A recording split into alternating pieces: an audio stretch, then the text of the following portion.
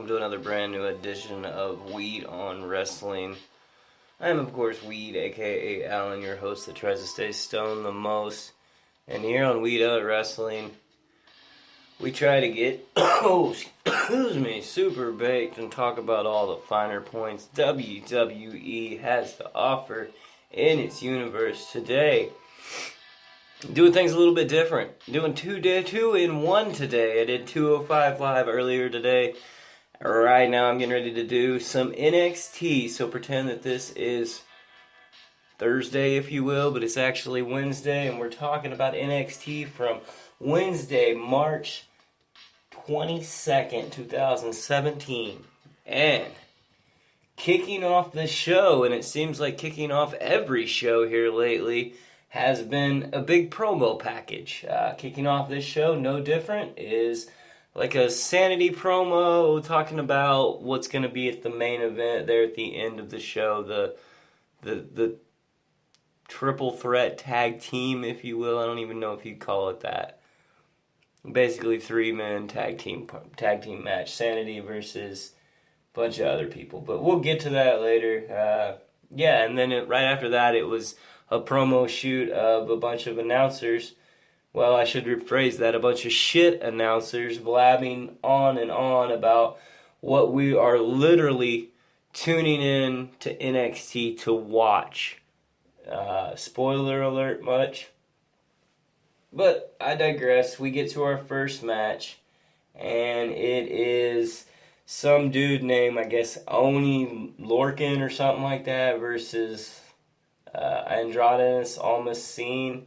Cien did alright. It was a bunch of crap. It was a stupid fucking crap match with crap entrances. Neither wrestler had what I like to call that it factor. I couldn't see either one of them as a main roster superstar. It was bland and slow. I don't know. The match was like the people that were in it, just bland and kind of pudgy and slow.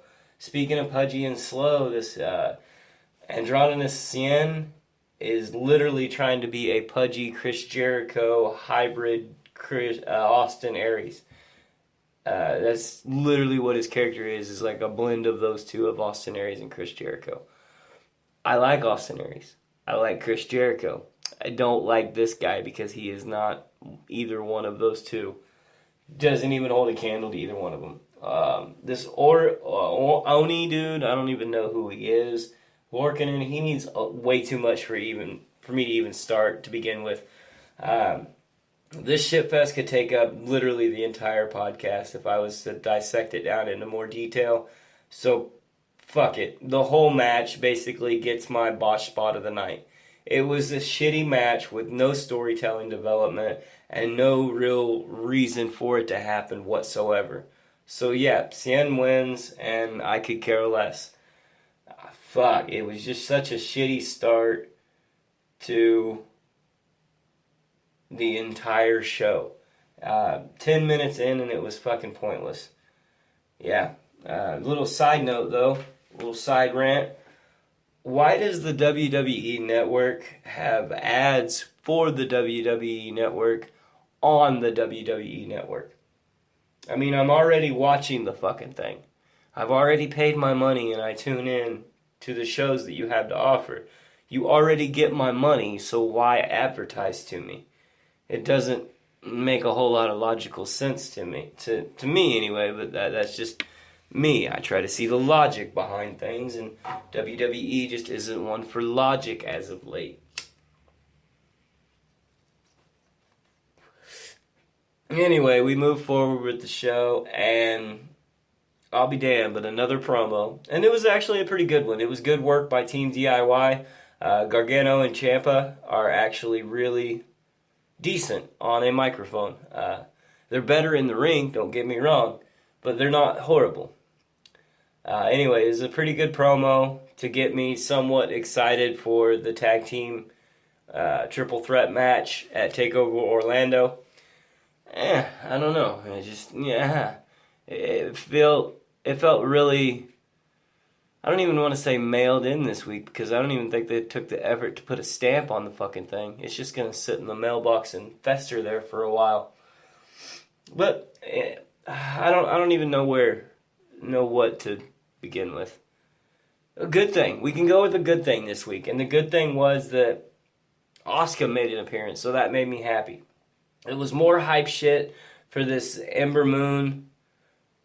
A little bit of a promo for Ember Moon and how her move is so dangerous and shit like that. It's all building up this feud with Asuka. Speaking of her, that match. Oh man, that fucking match.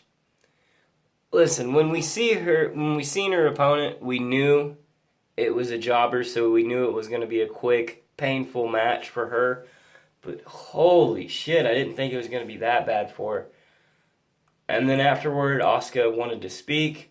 She's getting cocky with all, like, right before the match she talked, and then after the match she talked. She's getting cocky. And not getting cocky, she's been cocky for a while. And she damn near kicked this no-name bitch's head off. If this was to send a message to Ember Moon, then it was signed, sealed, and delivered. Holy fuck. Asuka is damn brilliant. She just played with What's-Her-Tits for a few minutes, and then she won by an Asuka lock. After that, she goes off on a rant and a little bit for Japanese. I don't know what she was saying, but she was passionate. She got the point across. Even if it was broken English at the end, she got the point across. I'm afraid of this bad, bad woman. Holy shit, what a force. I think they painted themselves in a corner making Asuka this dominant. Because how do you move her up without losing some of her flair? Or how do you move her up without making her suffer a loss? Or if she takes the belt with her, you can give it back. There's so much potential here. It just all depends on where they take it. If they have her lose at this TakeOver Orlando, I'm going to be upset. I'll understand, but I'm going to be upset. Right after that, hey look, another promo. And this time it's Revival's turn. And well, at least they tried. I mean, they gave it the old scouse try. It kind of sucked, but then again, I'm already kind of pumped for their match to begin with. So at least they're better in the ring. A lot like DIY. They're better in the ring than they are on the mic. So I'll forgive them this time as long as they keep fucking making matches like they've been known to have. Because if this next match with the Authors of Pain, DIY, and the Revival is anything that I think it's going to be, oh man. Because what I would do, and I know that this doesn't mean jack shit, but you have Team DIY and Team Revival that can put on a great match together. Have them two teams team up to take out what everybody would say was athletically superior, weightly superior, definitely, in the Authors of Pain. Take them out right off the start. And then have a match within a match that's pure amazement. That's just me. I mean, fuck, we were just getting full of promos tonight, aren't we, NXT? Another hype video. This time it was for the Bobby Roode versus Shinsuke Nakamura match for the NXT Championship. Yeah. Ho hum yawn. Ooh, something shiny. I forgot what I was doing. That's how much I actually care about this fucking thing.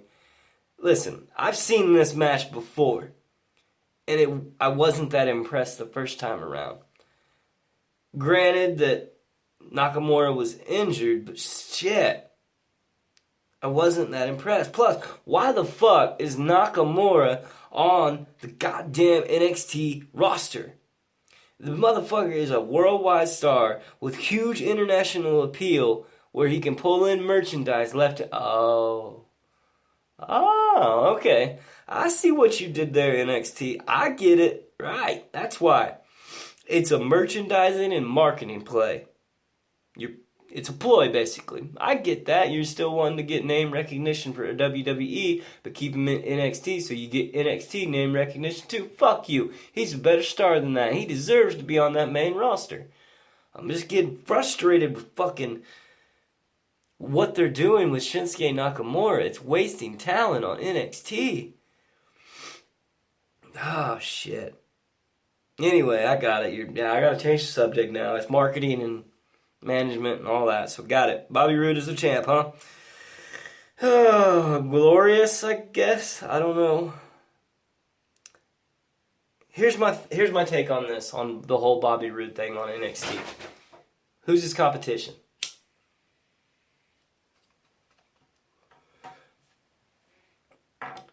Zayn left.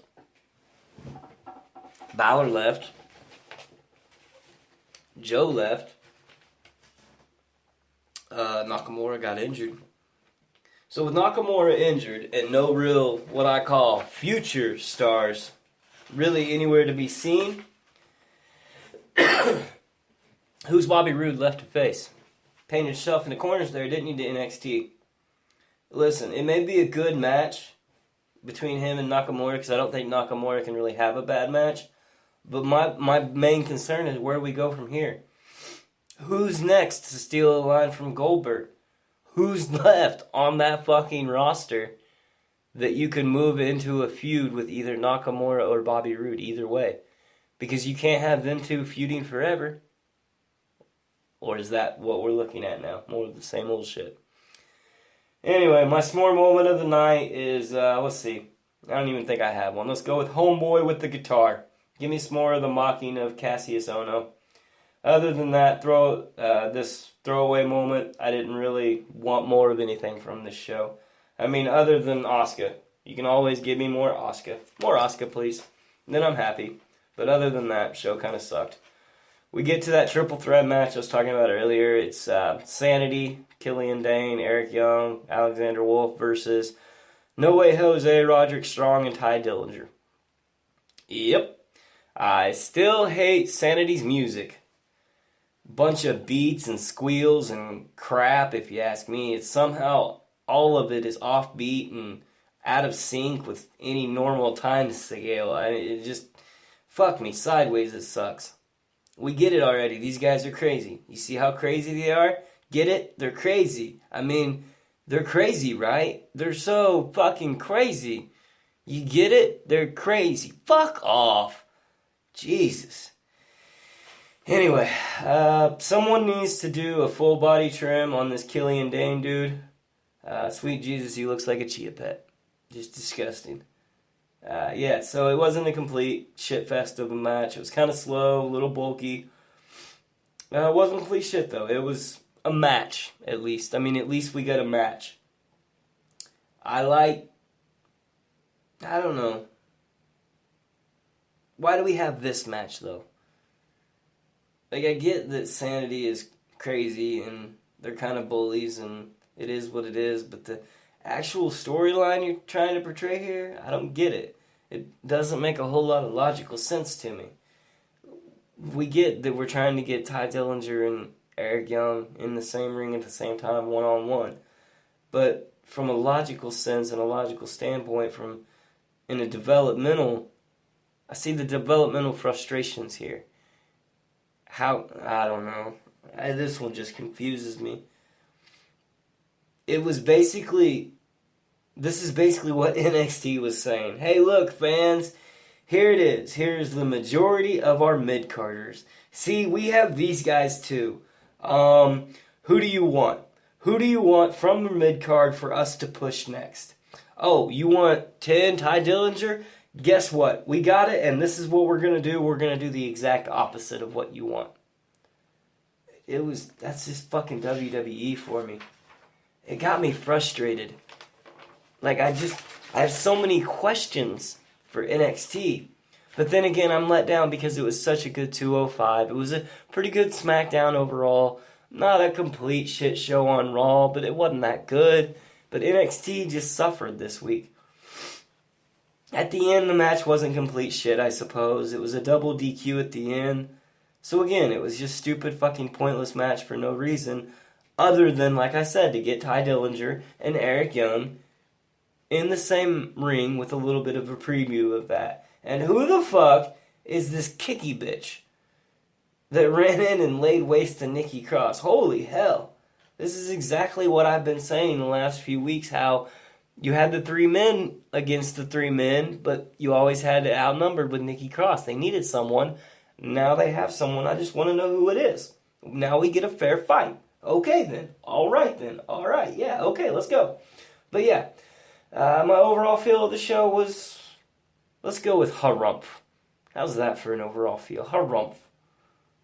It wasn't a bad job by all the mediocre people, but other than Asuka, no one on the show tonight was even what I call main card, main show potential.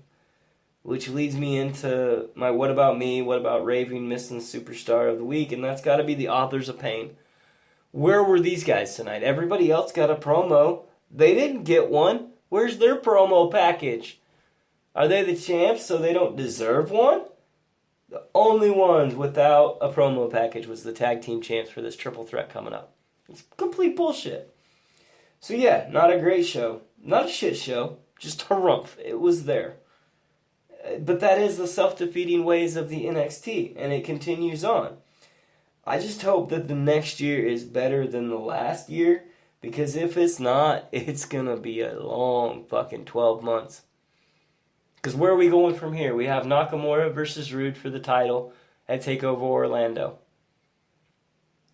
That match, I hope Nakamura wins. Rude's probably going to, though, so they can move up Nakamura, is what I'm seeing.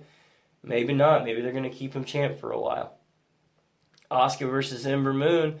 I hope Asuka wins, but I want her to move up at WrestleMania too and win the SmackDown Women's Championship, because it's available to anyone on the roster. And after that, Tag Team Champs, Revival, DIY, and Authors of Pain. I'm saying it now. I think Authors of Pain are going to walk out NXT Orlando TakeOver as your champs still. And other than that, I don't really see anything else. Ty Dillinger, Eric Young, can we get a cage match?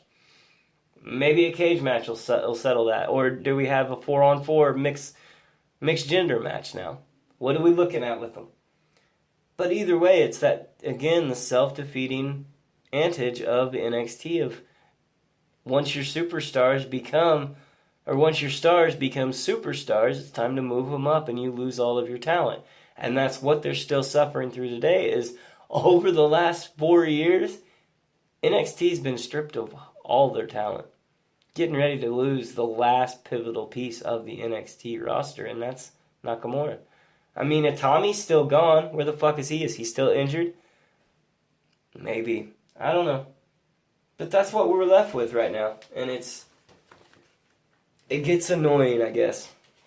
Because it will go a couple weeks and it'll be shit, and then a couple weeks it'll be good. I do look forward to this TakeOver Orlando. I think it'll be a good show. They're going to bring it, but I don't know. Harumph. That's my feeling. Alright. I got about one more hit left in this bowl, so let's just call it a day on Weed on Wrestling NXT. I appreciate you guys for listening if you made it this far, and if you're tuning in at all the shows. Hey, thank you. I appreciate it. Hit me up on Twitter. It's Weed on Wrestling, at Weed on Wrestling. Find me on YouTube, Spreaker, iTunes, SoundCloud. Probably missing a couple in there. But yeah, it's Weed on Wrestling. You can find me. I'm out there. You found me, didn't you? Alright. Yep, hit me up.